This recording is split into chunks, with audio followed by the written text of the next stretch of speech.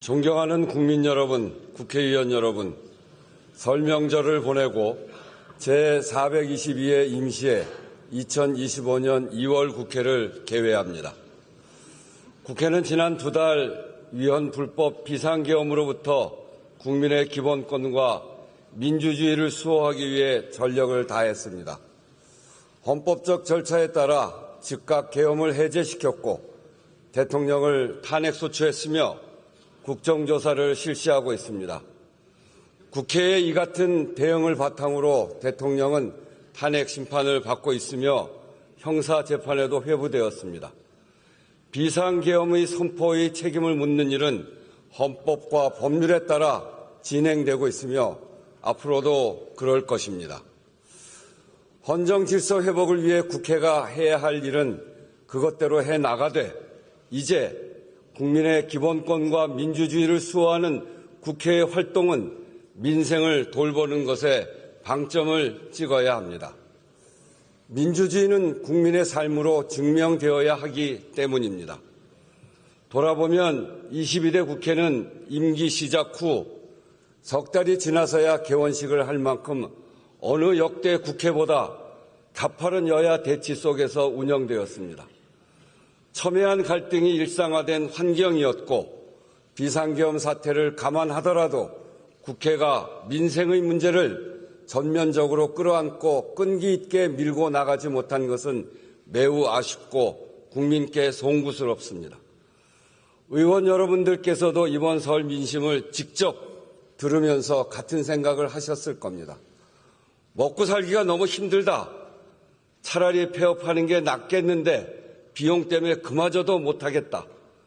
도대체 언제 이 혼란을 끝낼 것이냐? 사는 게 힘드니 여도 야도 다 보기 싫다. 어느 한 말씀 국회와 정치를 향한 질책이 아닌 것이 없었습니다. 실제로 21대 국회와 비교했을 때 같은 기간 22대 국회는 더 많은 본회의를 열었지만 처리된 법률안은 오히려 적었습니다.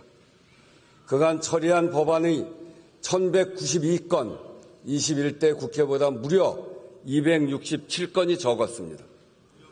주요 현안을 놓고 여야 간 논쟁과 주장은 있었지만 정작 입법을 위한 여야의 협력이나 협상은 크게 부족했다는 의미일 것입니다.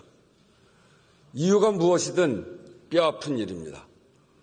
물론 12.3 비상계엄의 여파가 여전하고 그에 따른 정치적인 쟁점이 전 사회를 휘감고 있습니다. 그러나 이런 때일수록 국회가 더욱 중심을 잡고 민생의 문제가 실종되지 않도록 해야 합니다. 국회가 오히려 혼란을 더하지 않았는지 또는 그 와중에 큰 이견이 없는 법안조차 미뤄둔 것은 아닌지 차분하고 겸허하게 돌아볼 필요가 있습니다. 이번 임시국회를 입법과 정책으로 국민을 지키는 국회로 만들어야 합니다. 아주 분명하고 절박한 이유가 있습니다. 첫째, 민생의 어려움은 숨이 턱에 찰 만큼 한계에 이르렀고 둘째, 대내적으로 높은 파고가 닥쳐오고 있기 때문입니다. 불평등과 양극화 심화, 기술혁신 지체, 인구 감소 등 저성장이 구조적으로 고착되고 있는 상황에서 예상보다 빨리 작년 말 초고령 사회에 진입했고 미국 신행정부의 출범으로 경제, 외교, 통상 분야에 큰 도전이 예고되고 있습니다. 파고에 맞설 방파제가 얼마나 튼튼하게 점검하고 대비해야 합니다. 지난 연말이 중요했는데 시간을 놓쳤습니다. 여기서 더 지체하면 안 됩니다. 대통령 탄핵 심판 절차가 종료된 후에 정치 사회적 상황도 생각하지 않을 수 없습니다. 어떤 결과가 나오든 일정 기간 혼란은 불가피할 것입니다. 이번 2월 국회에서 최대한 국회의 일을 해야 합니다. 안으로는 민생의 문제를 전면에 세우고 바깥으로는 국회의 원활한 운영을 통해 국제사회에 대한민국이 안정되고 있다는 신호를 보내는 것이 핵심입니다. 존경하는 의원 여러분, 이 자리에 계신 우리 300명 국회의원은 소속 정당과 선수, 출신, 정치적 견해가 다릅니다. 그렇지만 모두 동의하는 것은 민생이 나라의 근본이라는 사실입니다. 민생은 국민의 구체적 삶의 모습이고 국가 경제의 토대이자 궁극적 목표입니다.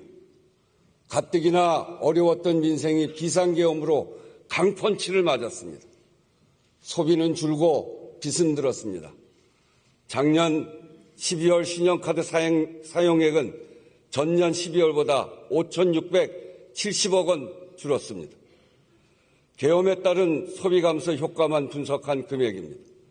반면에 같은 달 현금 서비스와 카드론 이용 금액 8조 6,460억 원, 전년 같은 달과 비교해도 6,820억 원이 늘었습니다. 높은 금리를 감수하고라도 카드 대출을 받아야 할 만큼 급박한 수요가 한 달 새 8조 6천억이 넘을 정도로 가계에 돈이 말랐다는 것입니다. 빚만 늘은 것이 아니라 못 갚는 사람도 늘었습니다. 소득 대부분을 빚 갚는 데 쓰거나 빚을 빚으로 막다가 더 어쩌지 못하고 채무조정을 신청한 사람이 지난해 21만 명, 역대 최다입니다. 경기 부진이 이어지면서 가계와 중소기업 대출 연체율이 상승하고 있습니다. 어려운 분들은 더 어려워졌습니다. 저소득, 저신용층이 최대 100만 원을 빌리는 소액 생계비 대출은 연체율이 작년 11월 이미 31%를 돌파했습니다. 의원님들께서도 이번 설 연휴 기간에 문을 연 골목 식당이 많다는 것을 느끼셨을 겁니다. 한 푼이라도 더 벌지 않으면 안 되겠다 싶어 명절 연휴에도 쉬지 못하고 문을 열고 손님을 기다렸다는 것입니다. 그도 그럴 것이 자영업자 대출액과 연체율 모두 역대 최고입니다. 연체자 수도 41.8%가 늘었습니다. 그나마 사정이 낮다는 고소득 자영업자들의 연체율도 지난 3분기 10년 만에 최고치를 찍었습니다. 아무리 아껴도 매달 살림이 빠듯한데 임금마저 못 받는 사람들도 늘었습니다. 신고된 임금 체불 노동자 수만 작년 11월까지 26만 3천 명입니다. 금액으로는 1조 8,600억 원, 12월까지 합치면 2조 원이 넘을 것으로 예상됩니다. 역시 역대 최다입니다. 여러모로 신고되지 않은 경우까지를 짐작해보면 훨씬 많은 사람들이 체불 임금으로 고통받고 있다는 것입니다. 지금까지 말씀드린 사례들 그저 수치가 아닙니다. 그게 다 국민의 한숨이고 눈물이고 절망 아니겠습니까? 정말 가슴이 아픕니다. 마음이 무너집니다. 민생의 어려움만이 아닙니다. 가계부채와 체불임금은 경제에도 큰 타격이 됩니다. 소비 제약과 내수 위축으로 이어져 성장을 저해합니다. 지금 우리 경제가 직면한 문제입니다. 존경하는 의원 여러분, 국회가 정말 민생의 깃발을 높이 들어야 합니다. 갈등과 정쟁 속에 민생이 실종되지 않도록 해야 합니다. 지난 2개월 민주주의가 무너지는 위기감 앞에 민생과 미래의제 논의가 사실상 멈췄습니다. 그 시간을 만회하는 2월 국회가 되어야 합니다. 반드시 세 가지는 합시다. 첫째, 조기 추경에 합의합시다.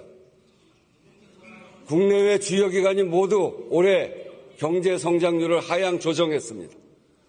한국은행은 최근 2달 만에 0.2%포인트를 더 낮춰 1.6%에서 1.7%에 그칠 것으로 전망했고, 글로벌 투자은행 중에는 1% 초반대까지 낮춘 경우도 있습니다. 한마디로 올해는 더 힘들 것이라는 겁니다. 더구나 올해 본 예산은 편성 단계부터 민생 예산이 줄었습니다. 임대주택 지원, 취약계층 에너지 바우처, 지방교육 재정 등 민생 예산이 상당히 빠진 상태입니다. 이 긴축 예산안이 올해 경제 성장률을 더 낮출 것이라는 게 한국은행의 분석입니다. 추경을 편성해 경기를 부양하고 소비와 투자를 늘려야 합니다. 재정의 적극적 역할이 필요합니다.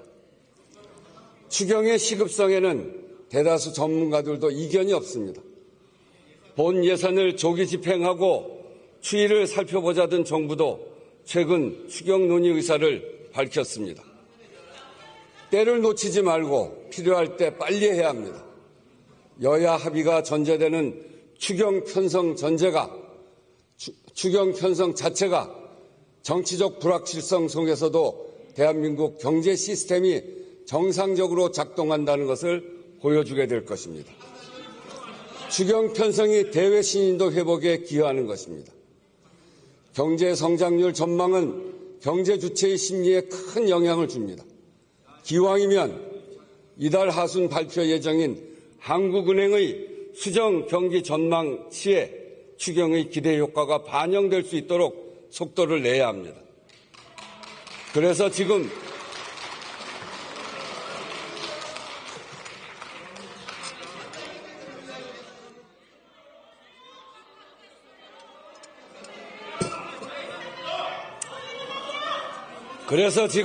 국회와 정부가 서둘러야 하는 추경은 민생 추경일 뿐 아니라 경제심리 회복 추경, 성장률 방어 추경이고 국정안정 추경입니다. 추경 시기와 구체적 내용 등을 두고 여야의 이견이 있습니다. 우선 조기 추경과 규모에 합의하고 구체적인 내용은 머리를 맞대고 좁혀가자고 제안합니다.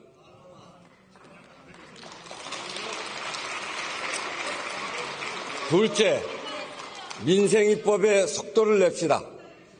국회는 지난해 여야 공통 총선 공약인 소상공인 부채 부담 완화, 육아 지원 강화, 딥페이크 성범죄 강력 대응 법안을 통과시켰습니다. 여야 갈등 속에서도 민생입법에 초당적 성과를 낸 좋은 사례입니다. 이번 임시회에서 더 진전된 모습을 국민에게 보입시다. 지금 각 상임위에는 민생에 절실한 법안이 다수 대기하고 있습니다. 경기 침체에 더해 기업의 투자 심리도 위축된 상황에서 고용 한파에 대비하고 산업 전환이나 노동 형태의 변화로부터 일하는 사람들을 보호하는 내용, 소기업 소상공인의 사회 안전망을 강화하는 것까지 지금 꼭 필요한 입법들입니다. 특히 소득 기반으로 고용보험 제도 개선, 노란우산 소득공제 한도 확대나 이미 해지 시 세부담 완화를 통한 소기업 소상공인 세제 지원 강화는 이미 여야가 뜻을 함께하고 있습니다. 임금 체불 사업주에 대한 제재를 강화하는 근로기준법 개정에 이어 사전에 임금 체불을 예방할 수 있는 보호제도를 마련하는 것도 관련 상임위에서 논의되고 있습니다. 채무자가 감당할 수 없는 빚으로 극단적 상황에 내몰리지 않도록 제도를 보완하고 파산 선고를 받은 채무자들이 정상적 경제 주체로 복귀할 수 있게끔 두 번째 기회를 보장하는 법안도 여야 모두 발의해 논의 중입니다. 이런 법안들이 결실을 보도록 힘써 주시기 바랍니다.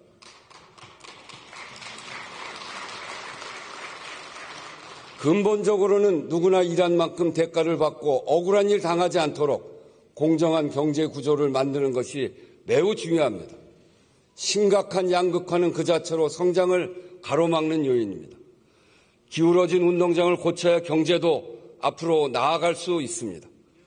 중소기업, 자영업자, 가맹점, 대리점, 플랫폼 입점업체, 취약 노동자 같은 우리 사회의 대다수 경제 주체가 불공정 거래로부터 스스로를 보호할 힘을 갖는 것이 그 시작입니다. 경제적 약자의 교섭권을 부여해 협상력을 높이는 교섭권 6법, 납품 대금 연동제 적용 범위를 확대하는 법안 등이 이미 오래전부터 논의되어 왔습니다. 22대 국회에서는 반드시 통과되도록 의원님들의 각별한 관심도 당부드립니다. 온라인 상거래가 일상화되면서 플랫폼을 이용하는 소비자와 이를 통해 생계를 영위하는 소상공인 자영업자가 크게 늘었습니다. 그런데 여기서 발생하는 다양한 분쟁과 피해를 예방, 해결할 수 있는 법제도 정비는 지연되고 있습니다. 티몬 위메프 사태 발생 당시 여러 건의 재발 방지 법안이 발의됐지만 지금까지 처리 안 된 것도 참으로 아쉽습니다. 건강하고 지속 가능한 플랫폼 생태계를 만들기 위해서라도 입법 논의를 서둘러야겠습니다. 아울러 12.29 제주항공 여객기 참사 특별법 제정, 피해자와 유가족에 대한 2차 가해를 방지하는 입법도 서둘러 주실 것을 당부드립니다. 여야 간 논의가 마무리되어 사실상 의결만 남은 상태에서 멈춰있는 연금특위, 기후특위, 윤리특위도 이번 2월 국회에서 반드시 구성할 것을 요청드립니다. 셋째, 대외 환경 변화에 총의를 모아 성장 동력을 확충합시다. 국제 정세와 첨단 기술의 격변기입니다. 미국 신정부의 대내외 정책 변화까지 겹치면서 우리나라는 경제 안보 등 전방위적 도전에 직면해 있습니다. 정밀한 전략을 수립하고 왕성한 외교 활동을 펼쳐야 할 시점에 가장 중요한 정상 외교가 공백 상태입니다.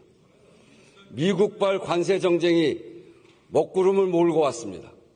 대미 수출을 위해 멕시코, 캐나다로 간 글로벌 기업들이 타격을 입게 되었고 중국에 대한 추가 관세는 우리의 중국 수출에도 영향을 미칠 것입니다. 국내 정치 상황의 불안정성으로 중요한 계약이나 투자 유치가 미루어지거나 취소될 위험에 처한 기업들도 대기업, 중소기업을 가리지 않고 상당수입니다. 통상 조세 리스크에 대응하기 위해 정부도 대외경제 현안 간담회를 정례화하는 등 여러 노력을 하고 있고 국회의장도 다방면으로 의회 외교를 강화하고 있습니다만 국회와 정부가 합심해 총력 대응 체제를 갖추어야 합니다. 우리 기업과 기술의 경쟁력을 강화하기 위한 적극적 산업정책도 매우 중요합니다. 지난해 AI 기본법을 여야 합의로 통과시켰듯 반도체 특별법과 에너지 3법 등 미래 먹거리 산업 지원 법안 협상을 신속하게 마무리 지읍시다. 지능과 규제가 균형 잡힌 첨단 산업 진흥 정책으로 기업의 숨통을 틔우고 경제 활력을 높여갑시다. 특히 국가기관 전력망 확충법, 해상풍력 특별법, 한국형 ARA법으로 불리우는 탄소 중립 산업 육성법은 기후 위기에 따른 새로운 성장 동력 확충과도 맞닿아 있습니다. 분초를 다투듯 혁신 기술이 등장하며 전 세계가 AI 쇼크를 경험하고 있습니다. 미래의 투자에 힘을 실어 첨단 기술 기반 혁신 스타트업 생태계를 만들어 갑시다. 국회와 정부, 민간이 함께 해야 합니다. 국회 차원에서도 상임위별 처방과 진단을 넘어서 유기적 협력으로 효과적이고 근본적인 대책 마련에 힘을 모아야 합니다. 외통위와 경제 관련 상임위가 참여하는 상임위 연석회의 또는 통상전략과 산업경쟁력 강화를 위한 특별위원회 구성도 하나의 방안이 될 것입니다. 과거 외환위기에 맞서 또 한미, 한중, 한일, FTA 체결과 관련해 국회가 특위를 만들어 대응했던 전례가 있습니다. 국회 각 부분의 유기적 협력 체계는 범국가적 대응의 기초를 마련하는 의미와 함께 각국의 경제안보 입법 전략에 대응해 우리 의회 외교의 자산을 강화하는 의미가 있을 것입니다. 또 올해 10월 경주에서 열리는 APEC 정상회의에는 위기에 강한 대한민국의 회복력과 굳건한 경제 시스템을 전 세계에 확인시켜주는 기회로 반드시 만들어야 합니다. 정부와 경제계, 지역사회가 합심해 차질 없이 준비할 수 있도록 국회가 전폭적으로 지원해 나가야 하겠습니다. 존경하는 의원 여러분, 지금까지 말씀드린 이번 임시의 핵심 과제는 여야의 문제가 아니라 국정 안정의 문제입니다. 한계에 다다른 민생을 살피고 경제를 지키는 것도 대외 리스크를 해소하는 것도 결국은 우리가 얼마나 빠르게 국정을 안정시키느냐에 달려 있습니다. 이견과 정쟁을 좁히는 과정이 절대적으로 필요합니다.